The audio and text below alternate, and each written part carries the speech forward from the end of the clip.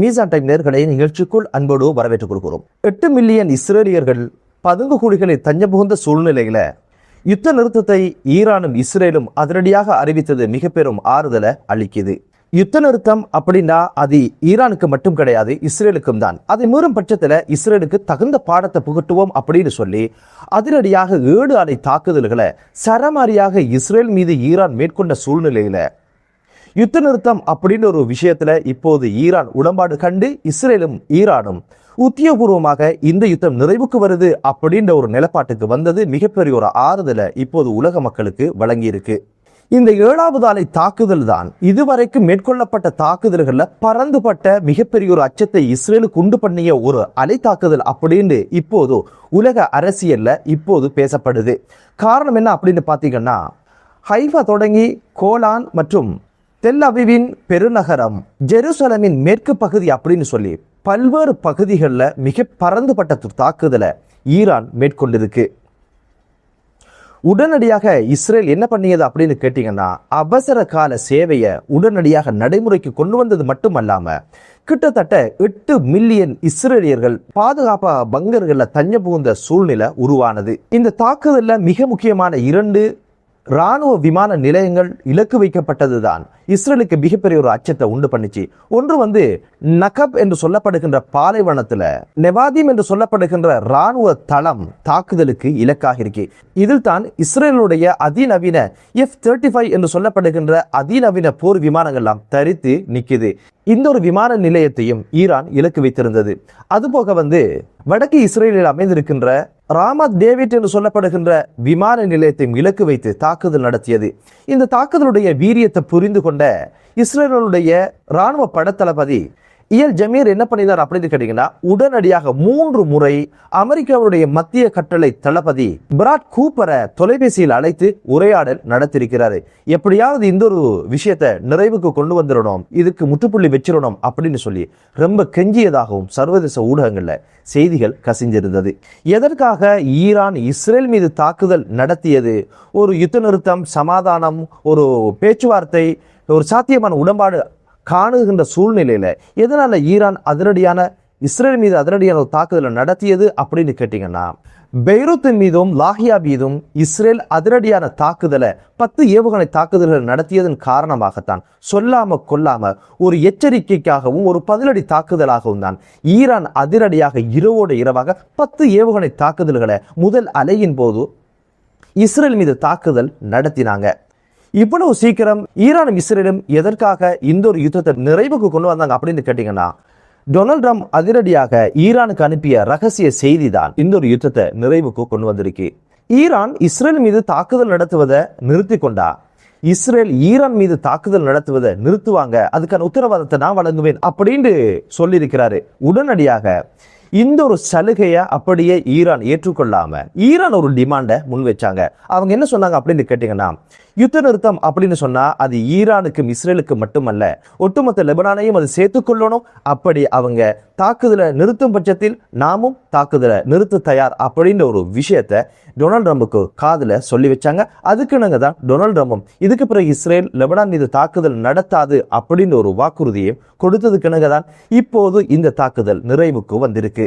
இந்த இஸ்ரேலுடைய நடவடிக்கையின் காரணமாக இப்போது பயங்கரமான ஒரு கடுப்புல அமெரிக்க ஜனாதிபதி டொனால்ட் ட்ரம்ப் இருப்பதாகவும், இப்போது டொனால்ட் ட்ரம்புக்கும் பெஞ்சமின் நெதன்யாஹுக்கும் இடையில பல்வேறு கருத்து முரண்பாடுகள் ஏற்பட்டிருப்பதாகவும் அமெரிக்க ஜனாதிபதி இப்போது பெஞ்சமின் நெதன்யாஹுவுக்கு மிக முக்கியமான ஒரு எச்சரிக்கையும் விட்டிருப்பதான செய்திகள் தான் இப்போது சர்வதேச ஊடகங்கள்ல மிக பெரும் பேசுபொருளாக மாறியிருக்கு.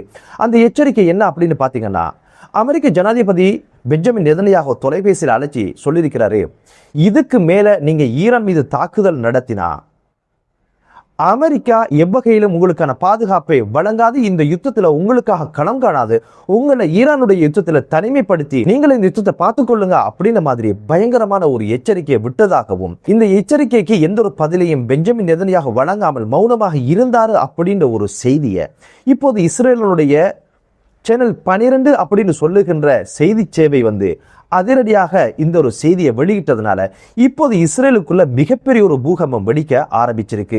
எதற்காக அமெரிக்க ஜனாதிபதி டொனால்ட் ட்ரம்ப் இஸ்ரேலை தனிமைப்படுத்துவதாகவும் பக்கவாத்தியம் பாடுவதற்கு நாங்க வரப்போவதில்லை, நீங்க வம்பிழுப்பீங்களா, உங்களை பாதுகாப்பதற்கு நாங்க ராணுவங்களை கொண்டு வரணுமா, அது இதுக்கு பிறகு ஆகாது அப்படின்னு சொல்லி எதனால இந்த மிரட்டலை விட்டார் அப்படின்னு கேட்டீங்கன்னா அதுக்கு 2 காரணங்கள் சொல்றாங்க.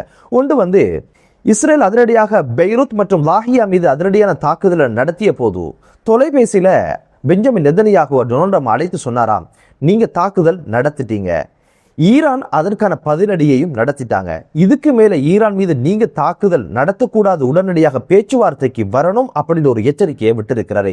என்ன பேச்சுவார்த்தை அப்படின்னு கேட்டீங்கன்னா லெபனானுக்கும் இஸ்ரேலுக்கும் இடையான பேச்சுவார்த்தையில நீங்க பங்கெடுக்கணும், யுத்தத்தை நிறைவுக்கு கொண்டு வரணும், ஈரான் மீது பதிலடி தாக்குதல் நீங்க நடத்தக்கூடாது அப்படின்னு சொல்லியிருந்த சூழ்நிலையில் தான் இஸ்ரேல் அந்த பேச்சை கேட்காம ஈரான் மீது பதிலடி தாக்குதலை மீண்டும் வழங்கி இருந்தது. இதனால டொனால்ட் ட்ரம்ப் மீண்டும் கடுப்பாக இருக்கிறாரு. இது போக அமெரிக்காவுடைய எதிர்கட்சிகளும் அமெரிக்காவுடைய ஊடகங்களும் டொனால்ட் ட்ரம்பை கிளிக்க ஆரம்பிச்சிருக்காங்க. அது என்ன அப்படின்னு பாத்தீங்கன்னா, அமெரிக்கா இஸ்ரேலுக்கு பணங்களை வாரி வழங்குது, ஆனா அமெரிக்க ஜனாதிபதியுடைய பேச்சை இஸ்ரேல் கேட்குது இல்ல, இவர் வேண்டாம் வேண்டாம் என்று சொல்ல ஈரான் மீதும் பைரூத்தின் மீதும் பெஞ்சமின் நெதன்யாகுவுடைய ராணுவம் தாக்குதல் நடத்திருக்கிறாங்க. நமது பணங்களை வாரி வழங்குறாரு, நமது ஜனாதிபதி சொல்றத அவங்க கேட்கிறாங்க இல்ல, இவர் செல்லா காசு, இவருடைய பேச்சை பெஞ்சமின் நெதன்யாகு ஒரு பொருட்டாகவும் எடுத்துக்கிறது இல்லை என்ற பல்வேறு விமர்சனங்களை முன்வச்சதுனால கடுமையாக கடுப்பான டொனால்ட் ட்ரம்ப் தொலைபேசி எடுத்து உடனடியாக மிரட்டி எச்சரிச்சிருக்கிறாரு. இந்த ஒரு எச்சரிக்கையின் காரணமாகத்தான் இஸ்ரேல் உடனடியாக இந்த யுத்தத்தை கைவிடுவதற்கான காரணமாக அமைஞ்சிருக்கு. தற்போது ஈரான் என்ன சந்தேகிக்குது அப்படின்னு கேட்டீங்கன்னா, அமெரிக்காவுக்கு தெரியாம இந்த ஒரு தாக்குதலை இஸ்ரேல் நடத்துவதற்கான வாய்ப்பு கிடையாது, அதனால ஈரான் ஒரு மிரட்டலை விட்டுருக்கு. இதுக்கு பிற்பாடு அமெரிக்காவுடைய நலன்கள் மத்திய கிழக்கில் அமைதியாக இருக்காது, அவைகள் எமது இலக்காக மாறும் அப்படின்னு ஒரு எச்சரிக்கையையும் ஈரான் விட்டிருக்கு. உண்மையிலே அமெரிக்கா சொல்வது போல இஸ்ரேலை அமெரிக்கா கலட்டி விடுமா கைவிடுமா அப்படின்னு கேட்டீங்கன்னா, இந்த சூழ்நிலையில அமெரிக்காவுடைய பேச்சை கேட்காம இஸ்ரேல் வம்பிழுக்குமாக இருந்தால் நிச்சயமாக அமெரிக்கா அந்த ஒரு விஷயத்துல கலட்டி விடுவதற்கான வாய்ப்பு இருக்கு அப்படின்ற ஒரு விஷயம்தான் இப்போது முன்வைக்கப்படுது. காரணம் என்ன அப்படின்னு பாத்தீங்கன்னா, ஆல்ரெடி அமெரிக்க இஸ்ரேலுடையான உடன்படிக்கைகள் அனைத்துமே இஸ்ரேலை காக்கின்ற பொறுப்பு அமெரிக்காவை சாரும் என்பதுதான் வெள்ளை மாளிகையுடைய கொள்கையாக இருந்தாலும் இப்போது அது சாத்தியம் அற்ற ஒரு விஷயமாகத்தான் இருக்குது அப்படின்ற விமர்சனம் முன்வைக்கப்படுது. காரணம் என்ன அப்படின்னு பாத்தீங்கன்னா, இப்போது 60 நாளாக ஈரானுடைய கால கையை பிடிச்சி ஒரு சமாதானம், ஒரு சாத்தியமான உடன்பாட்டுக்கு போயிடலாம் அப்படி கெஞ்சுகின்ற ஒரு சூழ்நிலையில் அமெரிக்கா இருப்பதற்கான காரணமே இப்போது ஈரானுடைய ஏவுகணைகளை தடுப்பதற்கான தடுப்பு ஏவுகணைகள் அமெரிக்காவிடம் இல்லை என்பதும், அதுபோக இப்படியான பறந்துபட்ட ஒரு யுத்தத்துக்குள்ள போறதுனால பல பில்லியன் அமெரிக்கன் டாலர்ஸ் தாம் இழக்க வேண்டி இருப்பதனால அமெரிக்காவோட காங்கிரஸ் இந்த பணத்தை வழங்காது என்பதனால இந்த யுத்தத்தை நிறைவுக்கு கொண்டு வரணும் என்ற சூழ்நிலை அமெரிக்காவுக்கு இருப்பதனால தன்னையே பாதுகாக்க முடியாத ஒரு சூழ்நிலையில இப்போது இஸ்ரேலை பாதுகாப்பது எப்படி என்ற கேள்வியும் எழ ஆரம்பிச்சதுனாலதான் அமெரிக்கா கைவிடுவதற்கான வாய்ப்பு இருக்குன்னு சொல்லப்படுது. அதுபோக அமெரிக்காவிடம் இப்போது கிடைத்திருக்கின்ற உளவு தகவல் என்ன அப்படின்னு பாத்தீங்கன்னா, இஸ்ரேல் மீது தாக்குதல் நடத்துவதற்கான ஏவுகணை வலிமைகளை மீண்டும் ஈரான் பெற்றுவிட்டதாகவும், இதை தடுத்து நிறுத்துவதற்கான தடுப்பு ஏவுகணைகள் ஆயிரக்கணக்கில் இஸ்ரேலிடம் இருந்தது இப்போது நூற்றுக்கணக்காக குறைந்திருப்பதான உளவு தகவல் இருப்பதனால இஸ்ரேலையும் பாதுகாக்க முடியாது, அதுபோக அமெரிக்காவையும் பாதுகாக்க முடியாது என்பதனால அமெரிக்கா இந்த சூழ்நிலையில ஏதாவது இஸ்ரேல் வம்பிழுத்தால் நிச்சயமாக கலட்டி விடுவதற்கான வாய்ப்பு இருக்கு அப்படின்ற ஒரு விஷயம் சொல்லப்படுது. இப்போது மிக முக்கியமான மற்றும் ஒரு விஷயமும் வாதிக்கப்படுது. அது என்ன அப்படின்னு பாத்தீங்கன்னா, ஈரான் இஸ்ரேல் மீது தாக்குதல் நடத்தியது பதில் தாக்குதலா இல்ல பரிசோதனைக்கான தாக்குதலா அப்படின்னு ஒரு கேள்வியும் எழ ஆரம்பிச்சிருக்கு. இந்த தாக்குதல் பதிலடி தாக்குதல் மட்டுமல்ல, பரிசோதனைக்கான தாக்குதலும் தான் எந்த ஒரு விஷயம் தான் முன்வைக்கப்படுது. ஒரு கல்லுல 2 மாங்காய் அப்படின்னு சொல்றாங்க. காரணம் என்ன அப்படின்னு பாத்தீங்கன்னா, இந்த தாக்குதலுக்கு பயன்படுத்திய அனைத்து ஏவுகணைகளும் அதிநவீன தொழில்நுட்பங்களை இப்போது ஈரான் பயன்படுத்தி இருக்கு. இந்த தாக்குதல்கள் கடந்த காலங்களை விட மிக வித்தியாசமாகவும் வீரியம் கொண்டதாக இருந்ததுக்கான காரணம் என்ன அப்படின்னு பாத்தீங்கன்னா, இதனுடைய முனைகள் உரிய இலக்கை சென்றடையும் பொழுது 10,000 கிலோமீட்டர் வேகத்துல மோதி வெடிக்கின்ற ஆற்றலை கொண்டது.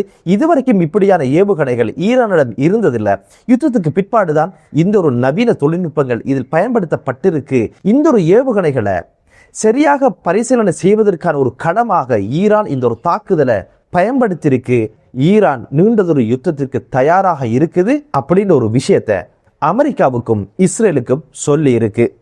என்னதான் இருந்தாலும் மத்திய கிழக்கு நாடுகளில் ஒரு அமைதியான சூழல் உருவாகட்டும் என்ற பிரார்த்தனையோடு மற்றொரு காணொளியிலே உங்கள் அனைவரையும் சந்திக்கும் வரை விடைபெறுகிறேன். நன்றி.